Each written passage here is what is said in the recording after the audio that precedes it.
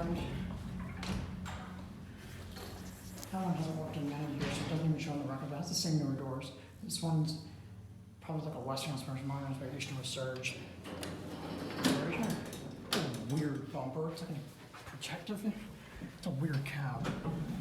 Basement, here we go down. Basement, whoa. There's people down there.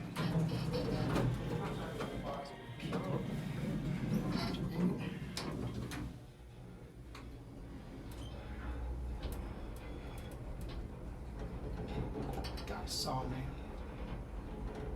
It's a cool elevator. This building was locked last time. I think it was vacant. Here at 8, hit the white Serge buttons, by one of the black door controls. It's tall COP. Someone's freaking apartment. Back door number 1. Who would bring someone's apartment? Why is that not locked? Hopefully no one's living in there. Maybe just stays. It's a basic redone cab. It looks almost like a Westinghouse or Schindler cab. Wiring's like that. A little light there. Here, back a 1.